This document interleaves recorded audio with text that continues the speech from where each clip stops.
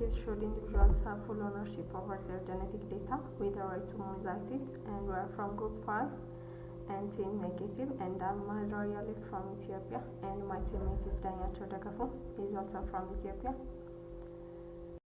So as introduction, genetic data is information derived from an individual's DNA that reveals inherited biological characteristics, disease risk, and familial relationships.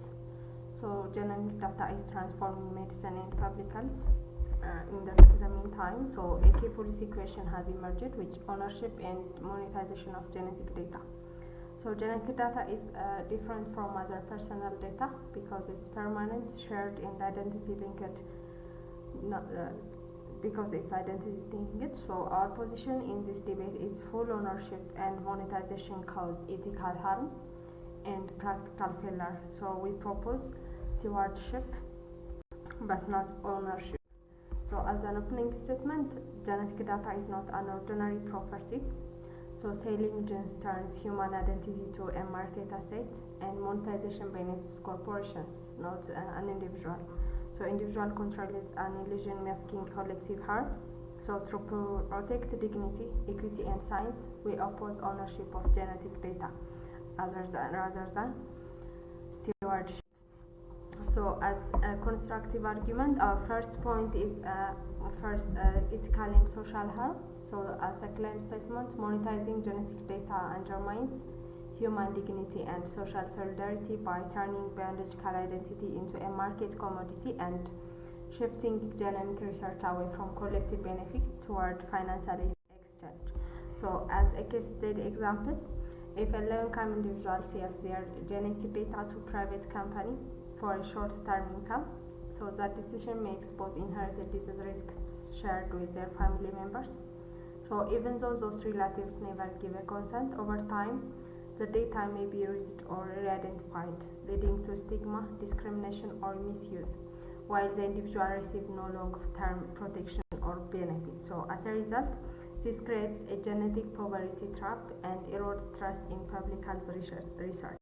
So our constructive argument point, the second constructive argument point is practical and regulatory failure.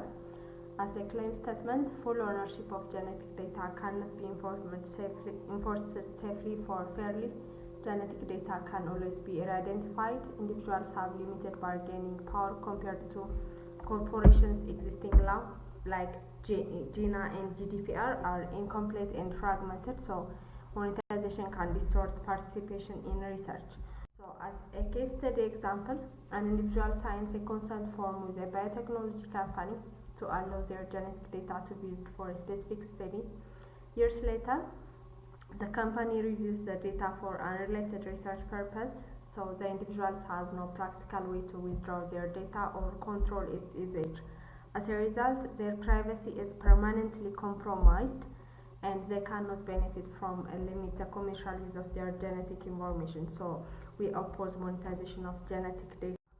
So the third constructive argument is stewardship solution.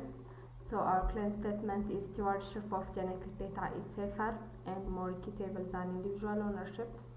So under stewardship, genetic data is treated as a uniquely sensitive, so consent is ongoing rather than one time. So benefits are shared at the community level, not at individual level. So they are trusted intermediaries such as data trusts or cooperative manage access fairly. So as a case study example, we put here a community participates in a genetic research project through a data cooperative instead of selling their genetic data directly. So they provide ongoing consent through the cooperative, which negotiates data use with biotech companies. So when a pharmaceutical company wants to use the data for a new study, the cooperative ensures the research aligns with community interest and shares any benefits such as health insights or profit sharing back with participants. So this system protects privacy, gives participants influence over how their data is used, and distributes benefits more fairly. So as a rebuttal, we have put 4 pointers. Our opposition claim is ownership plus economic return, improved participation and scientific validity. And as a counterclaim, we put skews participation toward those who can sell, undermines representative research, For example, biotech pays for a specific genetic profile, which results in marginalized groups, exclude and biasing results. And our second vital point is monetization ensures fair benefit sharing. As a counterclaim, we put individuals have a little bargaining power, companies profit repeatedly, commodifies biology.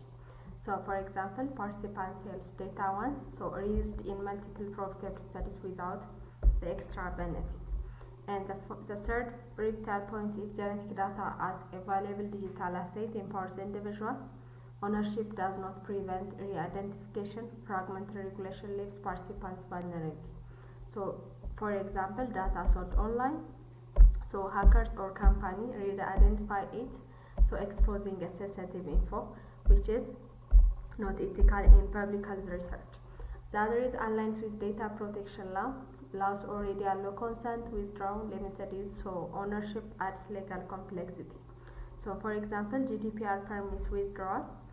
Ownership claims does not stop misuse. Data trust actively manages access.